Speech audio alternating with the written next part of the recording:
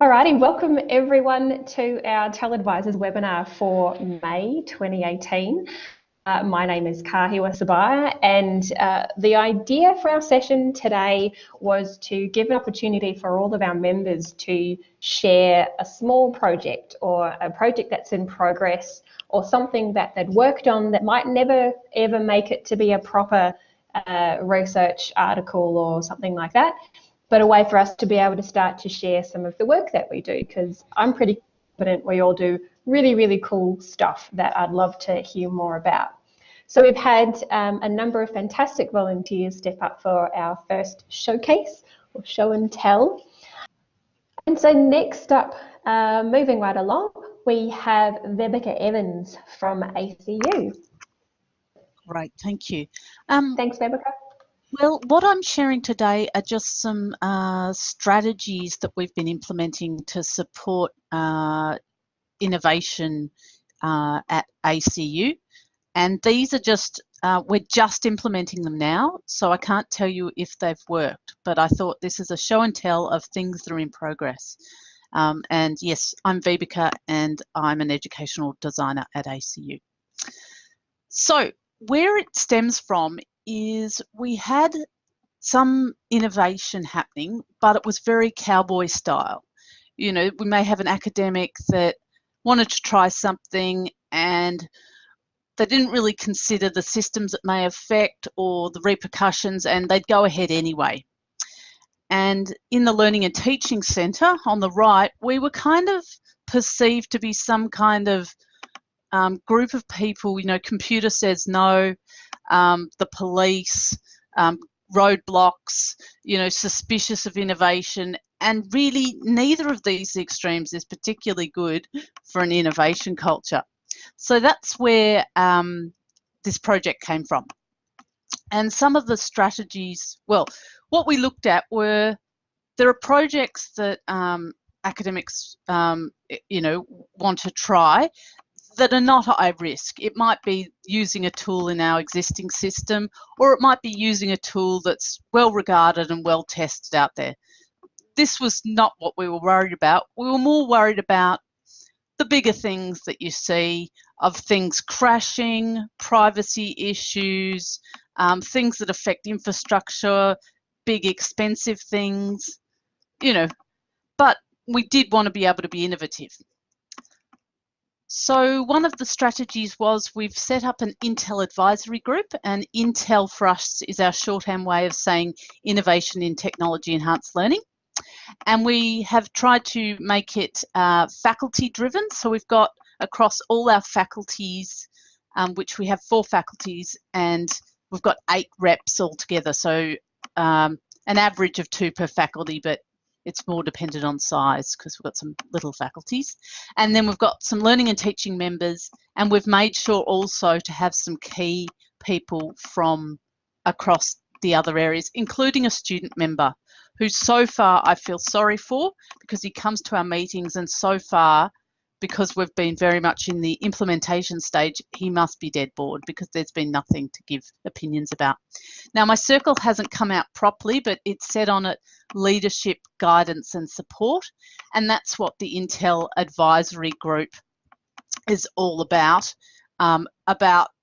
helping those who want to put forward a proposal for an innovation, but sort of need fingers in all the pies, because how do we know how it'll affect IT, or how do we know there's not some learning and teaching policy that's affected, etc., etc. Or often you might think this isn't being done, but another faculty are doing it, and maybe you could piggyback on their work. So as I said earlier, it's aimed at the complex projects. You know, we already have things in place for those who want to do simple things like use existing tools or simple tools, and we've really focused on where there'll be a financial cost, where it might affect existing infrastructure or have some kind of data risk. So one of the strategies was we've provided resources to help academics in knowing which path or which you know, which process applies for their sort of proposals. So stepping them through with this simple innovation of pretty much you got an idea, go ahead, to the more complex ones of, well, you really need to submit a proposal and you should consider, you know, various key stakeholders and a lot of looping back. For those who maybe later are interested in having a copy of those, we have them live on the site I've dropped into chat. And we also have proposal documents. If someone has something they want to submit to the committee to get advice on, and our Learning and Teaching Centre help with that submission, because of course you can't be expert on all the various, you know, policies and technical issues. You may just know as an academic, they may just come at it from the teaching and learning angle, which is great. That's the preference. And our third strategy, of course, is around sharing practice. So one of the things we're trying is Innobytes, and what these are is at our coming Learning and Teaching conference later in the year, we're getting 5 academics to give kind of like what we've done today, short little presentations on something that they've done, but in this case in TEL, and sharing with each other. Now, the examples I've put up are quite basic and aren't really pushing the envelope, but really this was about seeding something, having something as a first step, and maybe by others saying, hey, they're doing that, I can do that, maybe I'll present next time, and that there'll be that nice breadth of novice innovator and pushing the envelope innovator. And another sharing practice that we plan to do, so this one we haven't yet started with, is gathering case studies of projects and sort of sharing the learning. You know, what went well, what didn't go well, what would we do next time, to be able to sort of build that knowledge base. So they are some of the strategies that we are going to try. So thank you, everybody. Fantastic. Thank you very much, Vebica.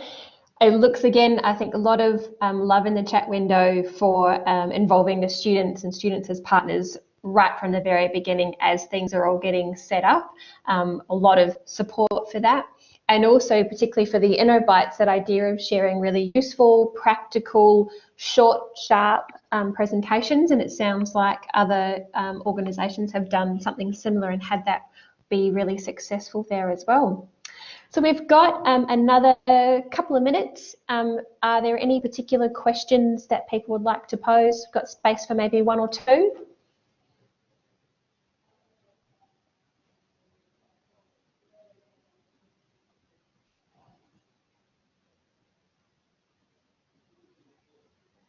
Okay, so we've got a question from Tom, Vebica, about whether you make your academics do any TEL training, which is interesting comment kind of leading on from James and Colin talking about TELedvisors potentially being seen as the cops or agents of management. Your thoughts? Well, we don't really make anyone do any, well, I say we've tried to make the GCHE compulsory, but in terms of TEL training, no, we have probably what a lot of your institutions have, of each semester offering a suite of trainings in various formats, and also having, you know, asynchronous and synchronous and face-to-face and virtual and all different things, but it's all optional. It's all by choice for the academics. But really seeing this project as seeding the champions, because, you know, very much an academic is far more influenced by hearing what a credible peer says about their experience than what a supportive expert says, if you know what I mean.